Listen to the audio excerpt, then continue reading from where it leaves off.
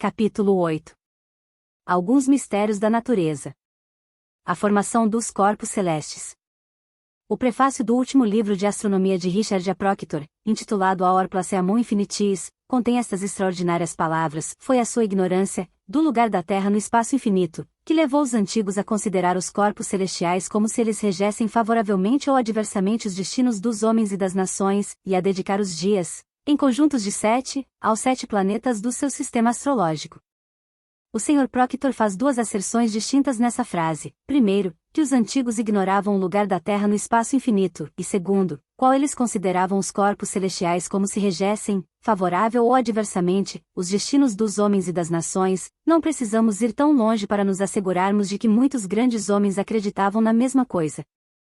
Kepler, o eminente astrônomo, admitia plenamente a ideia de que as estrelas e todos os corpos celestes, até mesmo a nossa Terra, são dotados de almas viventes e pensantes. Estamos bastante seguros de que existem pelo menos boas razões para suspeitar que os antigos estivessem familiarizados com os movimentos, a posição e as relações dos corpos celestiais. Os testemunhos de Plutarco, do professor Draper e de Jovet são suficientes explícitos. O Sr. Proctor esboça-nos a teoria da formação da nossa Terra e das mudanças sucessivas pelas quais ela passou antes de se ter tornado habitável pelo homem. Ele pinta com cores vívidas a condensação gradual da matéria cósmica em esferas gasosas cercadas por uma casca líquida não permanente, o resfriamento lento da massa, os resultados químicos que se seguem à ação do calor intenso sobre a matéria terrestre primitiva, a formação dos solos e a sua distribuição, a mudança na constituição da atmosfera, o aparecimento da vegetação e da vida animal e, finalmente, o advento do homem. Ora, reportemo-nos aos registros escritos mais antigos legados pelos caldeus, o hermético livro dos números. Não temos conhecimento de que uma cópia desse livro antigo figure no catálogo de qualquer biblioteca europeia, mas ele é um dos livros de Hermes e é referido e citado pelas obras de grande número de autores filosóficos antigos e medievais. Entre estas autoridades está o Rosarius Philosophorum, de Arnaldo de Villanova, o Tracta de Lápide, etc., de Francisco Arnolfino Lucense, o Tractatus de Transmutatione Metallorum, de Hermes Trismegisto, e, sobretudo, o Tratado de Raymond Lully, de Angelis Opus Divinum de Quintessentia. E vejamos o que podemos encontrar na linguagem alegórica de Hermes, Cadmo ou Teuti, os 3 vezes grande Trismegisto. No começo dos tempos, o grande ente invisível tinha as suas santas mãos cheias de matéria celestial que espalhou pelo infinito, e eis que ela se transformou em bolas de fogo e outras de argila, e elas se espalharam como metal movente, mercúrio, em muitas bolas menores e começaram a girar sem cessar, e algumas delas que eram bolas de fogo tornaram-se bolas de argila, e as bolas de argila tornaram-se bolas de fogo, e as bolas de fogo esperavam o seu momento de se tornarem bolas de argila, e as outras as invejavam e esperavam a sua vez de se tornarem bolas de puro fogo divino. Alguém poderia exigir uma descrição mais clara das mudanças cósmicas que o Sr. Proctor tão elegantemente expõe? Temos aqui a distribuição da matéria no espaço, depois, a sua concentração numa forma esférica, a separação de esferas menores, que se destacam das maiores, a rotação axial, a mudança gradual de órbes do estado incandescente para a consistência terrestre e, finalmente, a perda total de calor que marca a sua entrada no estágio da morte planetária. A mudança das bolas de argila em bolas de fogo seria para os materialistas um fenômeno como a ignição de uma estrela em Cassiopeia em 1572 d.C. e em Serpentário, em 1604, que foi notada por Kepler. Mas os caldeus demonstraram nessa exposição uma filosofia mais profunda do que a de nossos dias. Esta mudança em bolas de puro fogo divino significa uma existência planetária contínua, correspondente à vida espiritual do homem, para além do mistério aterrador da morte. Se os mundos têm, como os astrônomos nos dizem, os seus períodos de embrião, infância, adolescência, maturidade, decadência e morte, eles podem, como o homem, ter a sua existência contínua numa forma sublimada, etérea ou espiritual. Os mágicos nolo respondem. Eles nos afirmam que a fecunda Mãe Terra está sujeita às mesmas leis que submetem cada um dos seus filhos. No tempo ficado por ela, dá à luz todas as coisas criadas, na plenitude dos seus dias, desce ao túmulo dos mundos. O seu corpo grosseiro, material, desfaz-se lentamente dos seus átomos em virtude da lei inexorável que exige a sua nova arrumação em outras combinações. O seu próprio espírito vivificador aperfeiçoado obedece à eterna atração que o leva para o sol central espiritual de que procede originalmente e que conhecemos vagamente pelo nome de Deus. A figura dá uma ideia da interação espírito-matéria, do livro O Homem, Deus e o Universo e K. Time Editora Pensamento. E o céu era visível em 7 círculos e os planetas apareceram com todos os seus signos, na forma de astros, e os astros foram divididos e numerados com os seus guias que estavam neles e o seu curso rotatório foi limitado pelo ar e mantido num curso circular pela ação do Espírito Divino. O Sr. Proctor fala-nos de uma casca líquida não congelada que envolve um oceano plástico viscoso em que dá um outro globo sólido interior em rotação. Nós, por nosso turno, tomamos o Magia Adâmica de Eugênio Filaletes, publicado em 1650, e a P12 encontramo-lo citando o Trimegistro nos seguintes termos. Hermes afirma que no início a Terra era um lamaçal, ou uma espécie tremelicante de gelatina, feita de nada mais a não ser água congelada pela incubação e pelo calor do Espírito Divino, cum aduc, diz ele, terra tremula esset, lucente soli compacta est. Na mesma obra, Filaletes, falando em sua maneira estranha e simbólica, diz Magia Adâmica, peixe 12, a terra é invisível, por minha alma, ela o é além disso, o olho do homem nunca viu a terra, nem pode ela ser vista sem a arte. Tornar este elemento visível é o maior segredo da magia. Quanto a este corpo grosseiro, feculento, sobre o qual caminhamos, ele é um composto, e não terra, mas a terra nele. Numa palavra, todos os elementos são visíveis exceto um, a saber a terra, e quando atingirdes um grau de perfeição, como saber por que Deus colocou a terra em abscôndito, tereis um excelente meio de conhecer o próprio Deus e como ele é visível, como é invisível. A inquietação da matéria. A contínua atividade da matéria está indicada no dizer de Hermes, a ação é a vida de Ptah, e Orfeu chama a natureza de a mãe que faz muitas coisas, ou a mãe engenhosa, industriosa, inventiva. O Sr. Proctor diz, tudo que está sobre a terra e dentro dela, todas as formas vegetais e todos os animais, nossos corpos, nossos cérebros são formados de materiais que foram tirados dessas profundezas do espaço que nos cerca por todos os lados.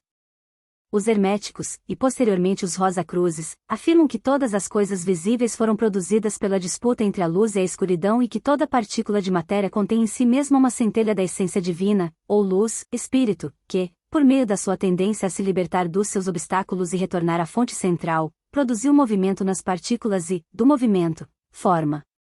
A luz, primeira criação segundo Gênese, é chamada pelos cabalistas de Sefira, ou a inteligência divina, a mãe de todos os Sefirot, ao passo que a sabedoria oculta é o Pai. A luz é o primeiro elemento que nasceu e a primeira emanação do Supremo, e luz é vida, diz o evangelista. Ambos são eletricidade, o princípio vital, anima mundi, que penetra o universo, o vivificador elétrico de todas as coisas.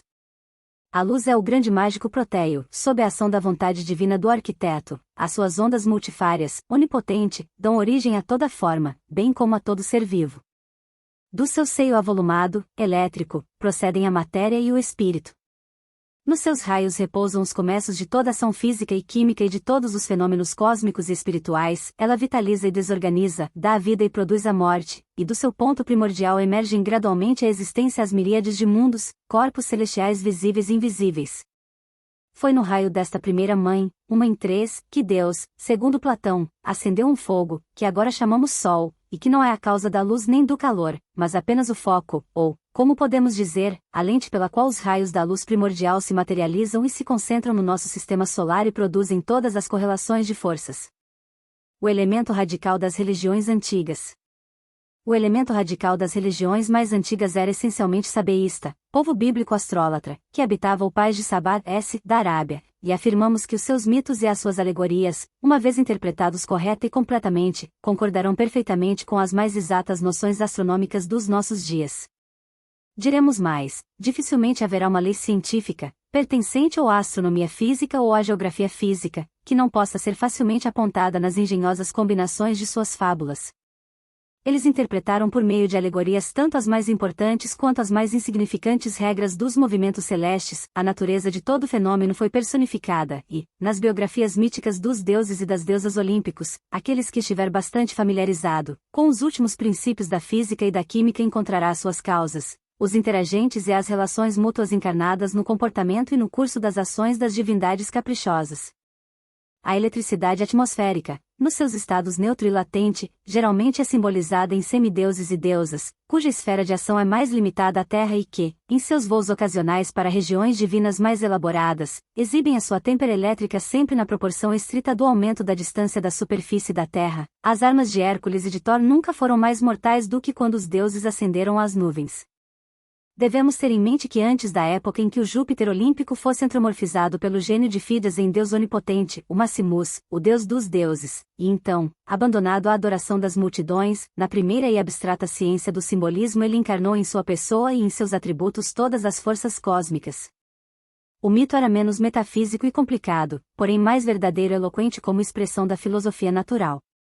Zeus, o elemento masculino da criação, com Ctônia Vesta, a terra, e Metis, a água, a primeira das Oceânidas, os princípios feminino, foi considerado, segundo Porfírio e Proclo, como Zoon Exoon, o chefe dos seres vivos.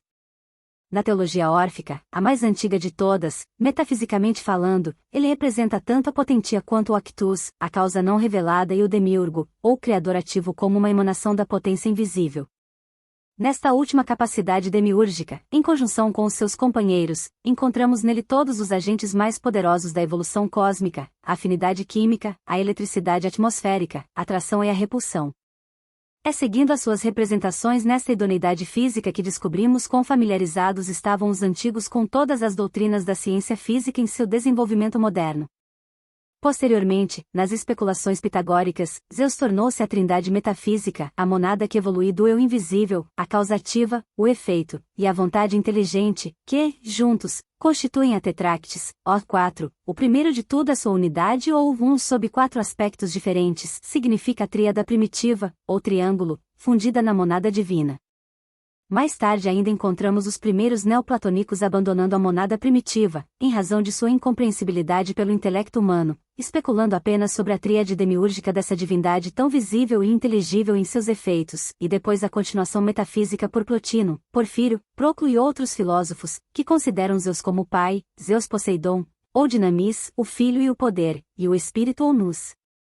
A tríada também foi aceita em seu todo pela escola irenaica do século II. A diferença mais substancial entre as doutrinas dos neoplatônicos e dos cristãos consiste apenas na amalgação forçada por estes últimos da monada incompreensível com a sua trindade criativa realizada.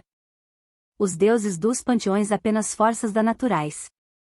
As leis de Manu são as doutrinas de Platão, Filo, Zoroastro, Pitágoras e da Cabala. O esoterismo de toda religião pode ser solucionado com o auxílio desta última. A doutrina cabalista do pai e do filho alegóricos, ou Iaios e Aoios, é idêntica ao fundamento do budismo. Moisés não podia revelar à multidão os segredos sublimes da especulação religiosa, nem a cosmogonia do universo, tudo isto repousando sobre a ilusão hindu, uma máscara engenhosa a velar o Sanctum Sanctorum e tudo que espantava muitos comentadores teológicos. As heresias cabalísticas receberam um apoio inesperado nas teorias heterodoxas do general Pleasonton.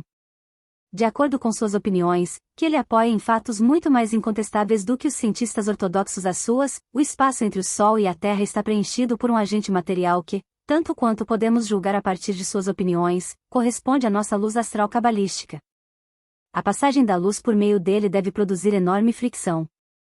A fricção gera eletricidade e são esta eletricidade e o seu magnetismo correlativo que formam aquelas extraordinárias formas da natureza que produzem no nosso planeta, e sobre ele e ao seu redor, as várias alterações que encontramos por toda parte.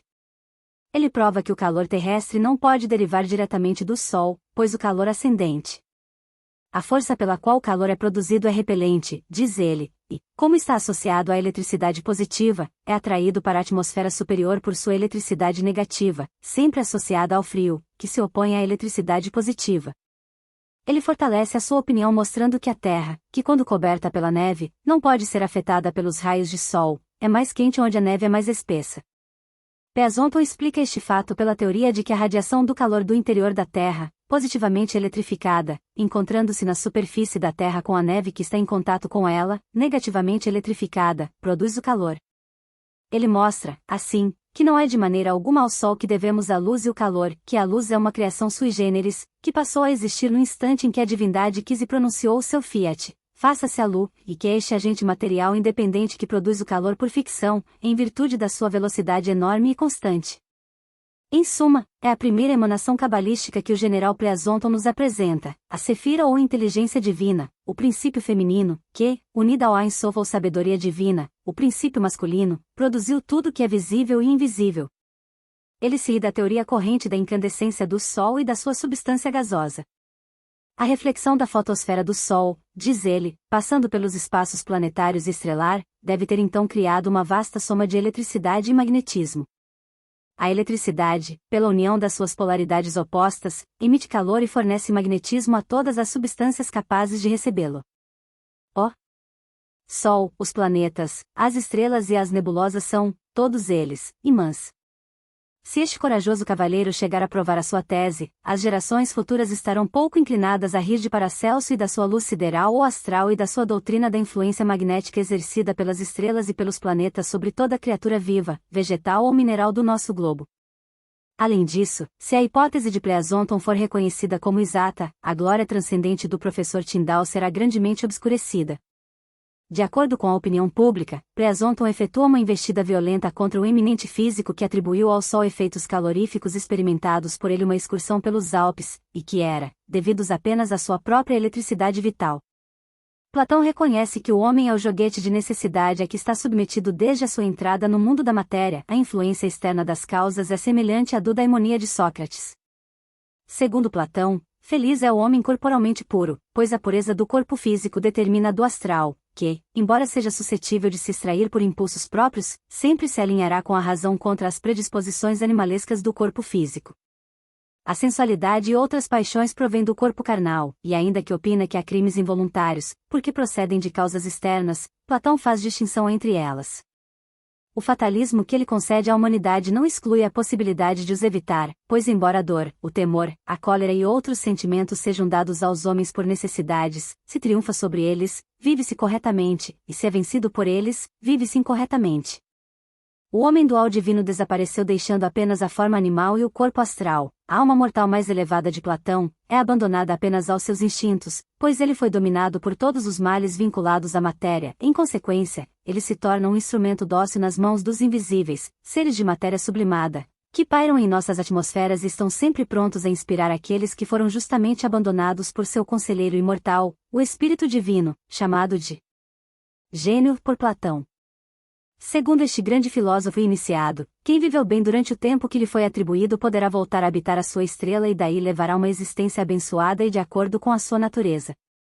Mas se ele não a conseguir nesta segunda geração, ele passará para uma mulher tornando-se indefeso e fraco como uma mulher, e, se não puser fim ao mal nesta condição, será transformado em algo bruto, que se parecerá com ele nos maus dias, e os seus tormentos e as suas transformações não cessarão até que, seguindo o princípio original de igualdade e de semelhança que nele existe, ultrapasse, com a ajuda da razão, as secreções últimas dos elementos turbulentos e irracionais, demônios elementares, compostos de fogo e ar, e de água e terra, e retorne à forma da sua primeira e melhor natureza. A ciência verdadeira não tem crenças, diz o Dr. Fenwick, em A Strange Story, de Bulwer Lytton. A verdadeira ciência, apenas 3 estados da mente, negação, convicção e o vasto intervalo entre as duas, que não é a crença, mas suspensão de juízo. Essa, talvez, fosse a ciência verdadeira na época do Dr. Fenwick, mas a ciência dos nossos tempos modernos procede de outra maneira, ou nega sem rodeios, sem qualquer investigação preliminar, ou colocar-se à distância prudente entre a negação e a afirmação e, dicionário na mão, inventa novos termos greco-latinos para espécies não existentes de histeria. Com a miúde clarividentes poderosos e adeptos de mesmerismo descrevem epidemias e manifestações físicas, embora fossem invisíveis para outros, que a ciência atribui à epilepsia, a distúrbio hematonervosos e, que sei eu, de origem somática, como a sua lúcida visão os viu na luz astral. Eles afirmam que as ondas elétricas estavam no estado de violenta perturbação e que eles percebiam uma relação direta entre esses distúrbios etéreos e a epidemia mental ou física que então reinava. Mas a ciência não os ouviu, e continuou seu trabalho enciclopédico de maquinar nomes novos para coisas velhas. As provas dos poderes mágicos de Pitágoras. Um dos poucos comentadores dos velhos autores gregos e latinos que se mostraram equivalentes aos antigos do ponto de vista do seu desenvolvimento mental é Thomas Taylor. Na sua tradução da vida de Pitágoras, de Jâmblico, encontramos a seguinte observação: dado que Pitágoras, como Jâmblico nos informa, era iniciado em todos os mistérios de Biblos e de Tiro, nas operações sagradas dos sírios e nos mistérios dos fenícios, e também, havia passado 22 anos nos áditos dos templos do Egito, reunido com os magos da Babilônia, e que fora instruído por eles em seu venerável conhecimento, não é nada surpreendente que ele fosse muito versado em magia ou teurgia. e fosse capaz de fazer que ultrapassam o mero poder humano e que parecem ser absolutamente incríveis ao vulgo. O éter universal não era, aos seus olhos, simplesmente algo que se expandia, sem ocupante, pela extensão do céu, era um oceano sem limites povoado como os nossos mares por monstros e criaturas menores e que possuía em cada uma das suas moléculas os germes da vida. Como as tribos aquáticas que formigam nos nossos oceanos e nos mínimos corpos de água, cada espécie que vivia em seu habitat curiosamente adaptada ao seu lugar, algumas amigáveis e outras inamistosas ao homem, algumas agradáveis e outras espantosas de se ver, algumas procurando o refúgio de um esconderijo tranquilo e de enseada abrigadas, e algumas correndo através de grandes áreas de água, as várias raças de espíritos elementais habitavam, segundo eles, as diferentes regiões do grande oceano. Etéreo e, para sermos exatos, adaptadas às suas respectivas condições. Se não perdemos de vista o fato de que o curso dos planetas no espaço deve criar uma perturbação tão absoluta nesse meio plástico e atenuado quanto a passagem de um tiro de canhão no ar ou de um barco a vapor na água, e isso em escala cósmica, podemos compreender que certos aspectos planetários, admitindo-se que nossas premissas sejam verdadeiras, podem produzir uma agitação muito violenta e ocasionar correntes muito fortes numa determinada direção do que outros. Aceitas essas mesmas premissas, também podemos perceber por que, dados os vários aspectos dos astros, bandos de elementais amigáveis ou hostis podem ser derramados em nossa atmosfera, ou algumas porções determinadas dela, e aí fazer sentir a sua presença por meio dos efeitos que enseja.